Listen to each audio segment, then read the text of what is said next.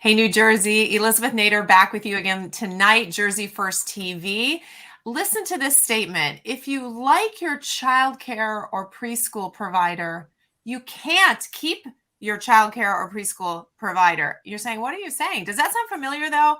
I've got Carrie Lukas here tonight with Independent Women's Forum to talk to us about what I mean. Carrie, welcome to the show.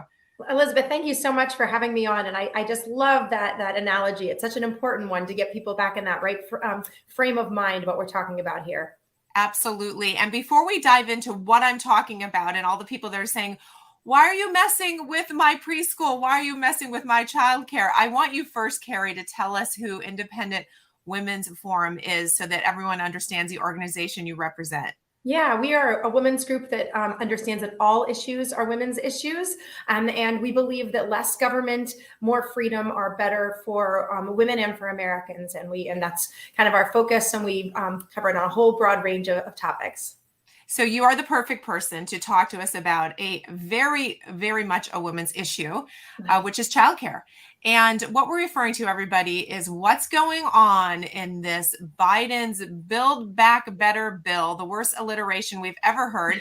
It's a scary, very, very big bill. And what you probably don't realize is how much, if passed as is, it will affect your daycare choices, your preschool choices. Now, to set the stage, Carrie, we're talking about 12 million children under the age of 5 who are in these facilities as necessary because parents need to work, they need to be educated, they need that flexibility. So this has a massive impact on a huge part of our country. So Carrie, what's going on at a high level, and then we'll dig into it, with this Build Back Better bill, and why is daycare in the sights of it and preschool? Yeah, and it really is important. I think everybody out there who has, especially if you have little kids, whether or not you're using daycare or not, this is going to impact you. I mean, it's interesting because I think a lot of people, when we're talking about Build Back Better, they instantly start thinking of dollar signs. They're thinking, how much is this going to cost me as a taxpayer? How much is this going to blow out the deficit? But I really feel like that is when we talk about this, that's frankly like the number 3 or 4 on the list of issues that are why this is so troubling. What I really think that people should be thinking of is recognizing that this is a huge change in the relationship between government and citizen, and this is really the government coming in and saying, hey, we are going to decide how 0 to 5-year-olds are going to be taught.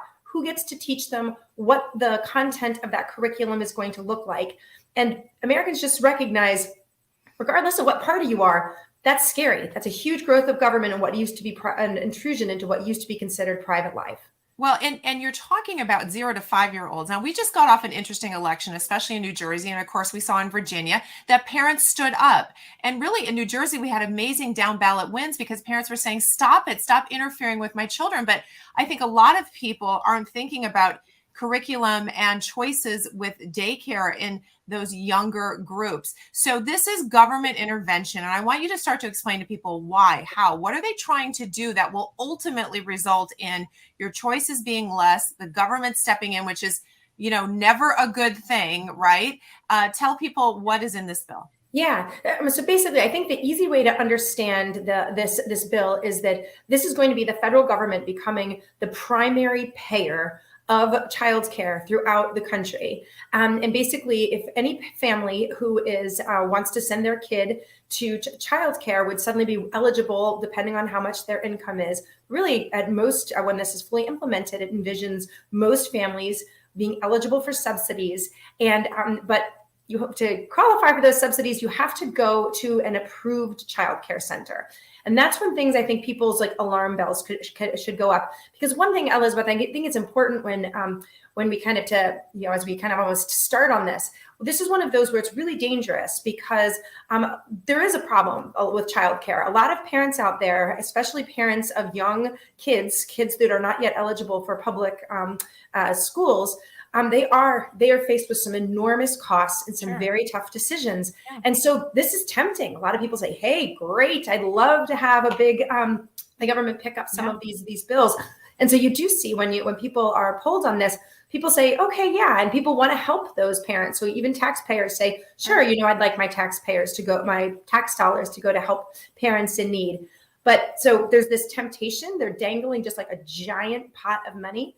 But the strings that come with that money are incredibly dangerous. And one thing I want that everybody to keep also in mind, if the goal really was just to take the financial burden off of cash-strapped and challenged, financially challenged parents of young children, there's much easier ways to give them financial support. Tax credits, tax cuts, and of course, even direct cash payments would be far less dangerous than what we're proposing right here. So basically, the government wants to get involved and say, what is an approved daycare center? And they're doing it with sort of a Trojan horse of helping those less fortunate be able to afford daycares. But all of a sudden now what we're going to see is less and less choices. It's sort of the same thing of just getting into the free market and saying, we're going to be in charge of it. And all of a sudden now, not only I assume those government approved daycare centers are teaching what the government wants them to teach. They're doing what the government wants them to do. And now we can't have the competition that we have. Prices then become an issue for those who want choice of their own center. So are we seeing that eventually now? Less and less choices? Exactly. And I think, I feel like if people, I'm glad you brought up some of the concerns that parents have been expressing around the country, but particularly in New Jersey and where I am in Virginia, about the content of K through 12 schools. I think a lot of people's eyes were opened, not only to like what was going on in the K through 12 schools with CRT and some of the kind of very extreme gender ideology, but then also school closures. Public school parents realized that teachers, at my kids' school, I have 5 kids in public school. I was not a valued customer. I had no leverage. They knew I had no place to go. So we sat and had stupid Zoom calls for months and months on end. My kindergartner was sitting there, was supposed to stare into a screen for 6 hours a day. It was absolutely ridiculous. So, and if you look at the universe, we all know, a lot of parents like me know that these schools are not really doing right by our kids. But only about 10% of people have the means, capability, opportunity to pull their kids out of and put them into a private school or an alternative school. That's growing. But the interesting thing is when you look at the childcare and the pre-age 5, faith-based centers make up the majority of these programs. So obviously there is a robust, and it's not perfect. There's a lot of regulations and issues that make childcare more expensive than it needs to be. But here we are, and this is exactly all the problems you see at the K through 12 level will be imported to pre-K and childcare if this bill moves forward. Okay, so this is what we're going to do. I'm going to go through a series of statements here, and I want you to opine on each of them because I want people to come away from this interview really armed with what this bill proposes to do so they can see it correctly. So the first one is, and just opine on it, the proposal undermines the parent-driven mixed delivery system and puts government at the center of every family decision in childcare and preschool. Yeah, absolutely. And I do think that, right now, again, we have an imperfect childcare marketplace, but it is your decision. And it is the childcare providers know that they have to please parents or they are they're going to go out of business. You're going to take your business elsewhere. And instantly what will change is that those childcare providers will be much more interested in pleasing the bureaucrats who decide if they're eligible to subsidy. Sure, we will still have like a ticket to like a voucher equivalent, but their most important client will now be those regulators, and then you will be or else they won't be able to make money. So it does become, instead of parent-centered, it becomes bureaucracy-centered. Right. And again, that's exactly what we see in our K through 12 public schools. Absolutely. Okay, so that's a money issue because they're going to have to bow to where the money comes from ultimately. The second issue, and you mentioned this before, the proposal in the Buildback Better plan ends bipartisan protections for faith-based providers, such a huge piece of this, as you mentioned, for childcare. So explain that. Yeah, absolutely. I mean, these are the regulations that are set forth in Build Back Better.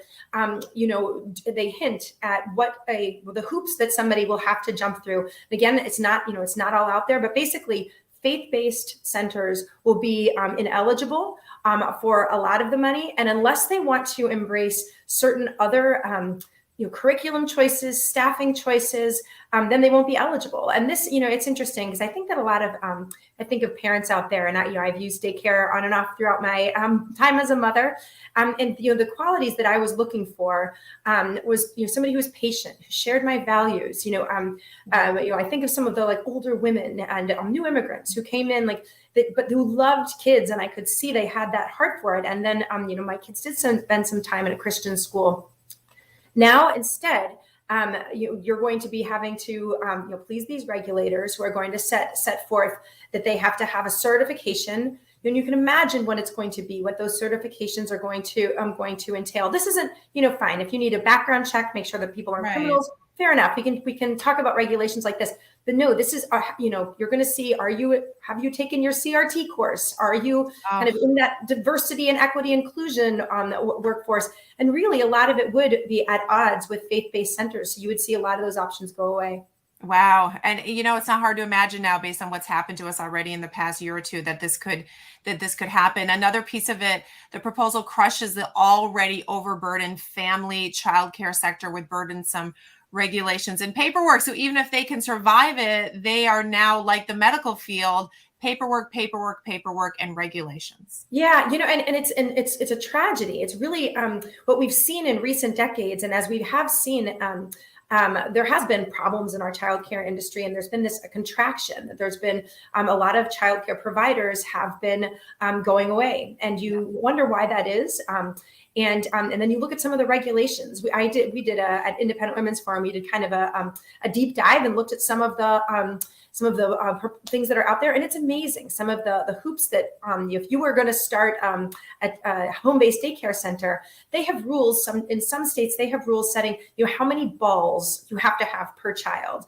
How many, how your cereal boxes in your home need to be closed. Stuff that parents like me, I would have I wouldn't be able to. I don't know how many balls are in my house or what. Imagine the garbage that you have to go through to eke out a living, which is modest. It's not an easy way to make a living. So it's no wonder. And this is now the Buildback Better would be pushing them more paperwork, more compliance, and really it would be. I feel like people so often want home-based centers because they want their child to grow up in something that mimics a home environment. And the people who will be able to survive will be the big, huge centers that are the least like home, and really take away a lot of the diversity of childcare that so many people crave. Well, and you say survive because that brings us to the next point, which is driving up the high cost of childcare for middle class families. So once again, we're hitting the middle class. Costs are going to go way up. Yeah, and and obviously it's so amazing. Sometimes you'd think with this bill that they'd be able to do something right, and at least there'd be something that people would like. But man, it really is like a disastrous policy. Right. And then one of the things, they have all these contradictions where they say they're going to bring costs down, but then they say that that they're setting wages for preschool workers at the same as a kindergarten teacher.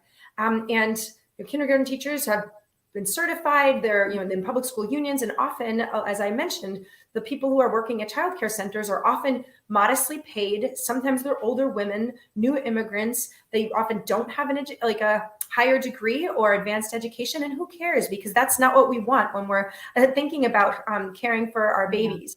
But this is going to push costs up. In some cases, we're talking thousands and thousands of dollars. And not all these families, many families will be worse off. Even with all the subsidies, you're going to be paying more out of pocket. Oh, what a disaster. It also overrides state decisions. So the states have no choice. They have to participate in this. Is that correct? I have just read some headlines in that. I haven't seen that in the actual text, but it wouldn't surprise me at all. Right. And this is, states have been, the federal government has long been working with Head Start. And it's interesting because for all this talk about federal daycare and childcare, it's kind of surprising you don't hear more about Head Start, because after all, we do have this. It's about a $10 billion a year program. Yeah. And the reason why you don't hear about Head Start that much is because Head Start has not resulted in all the positive outcomes that they promise. You aren't seeing gains for kids who are in Head Start. Head Start is riddled with waste, fraud, and abuse. And something I just noticed the other day is that the federal government came out and said in Head Start programs that children 2 and up all have to be masked. Now, I don't know about you, and there's, again, I think that one of the great things about choice is you and I shouldn't have to agree on when or an if to mask a child. But it seems really crazy to me to say that this is going to be, for our youngest kids who are essentially, almost bulletproof when it comes to COVID, that we're going to keep a mask as they're learning to talk, as they're trying to learn those vital interpersonal skills. It's tragic, and this is exactly. But this is the federal government. They're just going to put a decree, and you're just going to have to live with it. Well, all of us in New Jersey know what that is like, because our governor passed an executive order that all babies 2 years and up must be masked. So, we're living that. And to understand that will come down, through a mandated federal program, whatever they want, and the states have to follow it. So you better get used to the word Head Start. We haven't heard of it for a while. We don't hear about it a lot, but start listening for it, because we're getting to that. So, basically what happens then is this squeezes out the private providers. So where in history have we ever been happy when government has gotten involved in a sector, has regulated heavily, has said, do it our way, has built a huge, huge bureaucracy around it, and then the private providers of whatever that industry is start to disappear? Has that ever worked, Carrie? Ever? No, yeah, that's a perfect way to put it. And it's and it's funny, especially when we're talking about childcare. I think that there's another missing link here, which is all the parents out there, and not just parents, but extended family members who have taken on, have stepped up and have decided, you know what, my kids' first precious years of life are so important that I'm going to stay. I'm going to make a big financial sacrifice to keep a parent at home, or a grandmother, an aunt, another loved one is going to step into that role. And I think what bothers me most is the message that the government is going to send to those people and say, no, you're wasting your time. You should just, let us take that baby. We'll be in charge of them. We're trained. We're better than you guys anyway. And so all of a sudden it's one of those things and then there's a lot of people in like low income communities and immigrant communities who make this, families step in. It's a tremendous bond and a value. And now they're saying, your Nana doesn't need to be a part of this.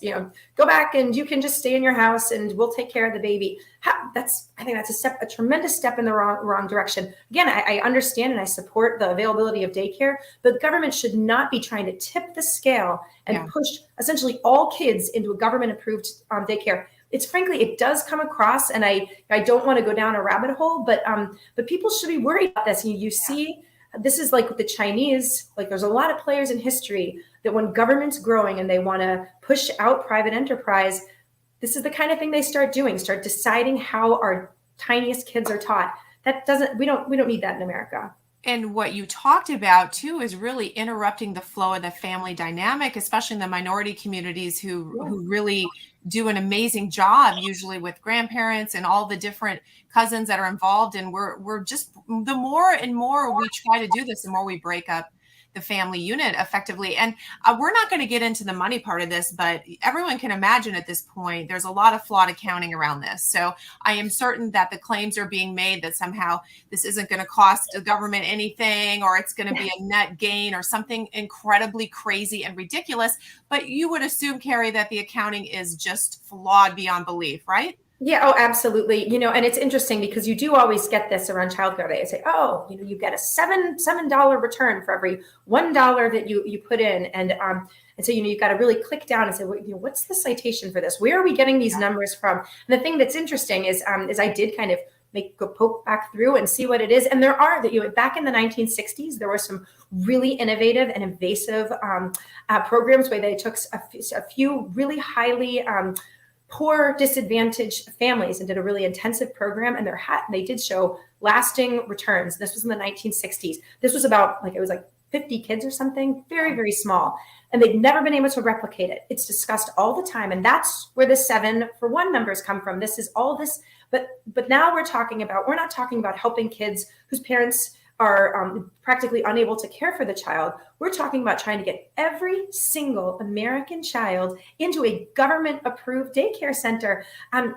Who actually thinks that this is going to be good for kids? I don't think anybody can say that with a straight face. Well, I don't want to go down the rabbit hole either, but you slide down it because you have to say to yourself, why? And I think every time we see a piece of legislation that doesn't make common sense, it doesn't seem to be, something that most people, agreeable people would say it's a good idea. When you look under the covers, you say, why? And I think in the environment that we've been in the past 20, 21 months with COVID, you start to wonder, again, what the motivation is and why government wants your child at such an early age and why government wants your child in a certain way and taught a certain way. I don't think that's a rabbit hole anymore, Carrie. I think that's a real flashing big red light that says caution, scary, don't turn this corner. Yeah, exactly. And it's funny because I feel like folks on the left, if they thought about it a different way, if this was happening under a different administration, they might say, gosh, I don't want my kids indoctrinated into a certain ideology. And I would say, you're right. You shouldn't, you don't have to have the same curriculum or make the same choices that I do.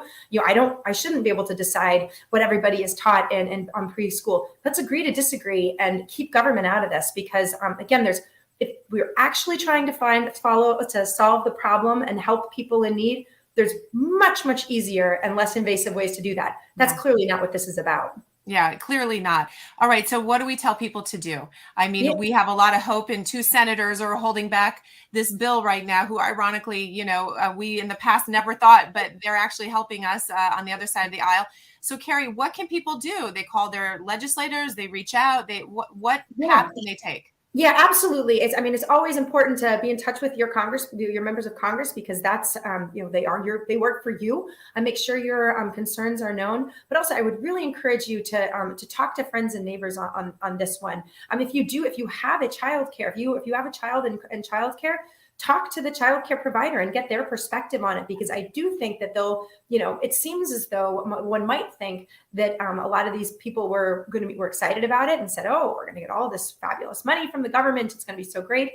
But I don't think that's the case. I think most of them are going to realize that this is moving them in a direction where it will be all red tape and much less of what motivated them, and like love for kids is going to be pushed down. So make sure that, because this is one where it's very easy for the left to push you don't care about kids, you must, you think that, you don't worry about young parents, and make it sound as though you're callous and crazy to oppose this. But we need to recognize that, we're on the right side, and we care about kids and parents and families. And, we should speak proudly and loud about this one. And there are other ways to address those issues. And ironically, the faith community, when they're allowed to, they address a lot of those issues very, very effectively. Once government gets in, it's hard to unwind this. So we recommend everyone listening definitely talk to people about this, talk to your legislators. Carrie, how can people find out more about what you do at Independent Women's Forum? I think that's an amazing organization. How can they get more information? Yes, well, please come visit us at iwf.org. And we also just launched a new network called IW Network. And so please come check us out. We would love, we're basically trying to help people get the tools they need to take action, take action in writing letters to the editor, op-eds, reaching out to your members of Congress. So we'd love for you to come join us there. So you're really a grassroots organization, which is fabulous. Absolutely. All right. Well, Carrie, thank you so much. We appreciate the education on this, and we hope everybody takes action. Hopefully we can have you back to talk about another issue this spring, and we can celebrate together that this bill did not pass. So let's all say a few prayers and take action, guys, because that's what it takes. Carrie, thank you so much. Thank you so much for having me on. And to my audience, guys, have a great night. We'll see you next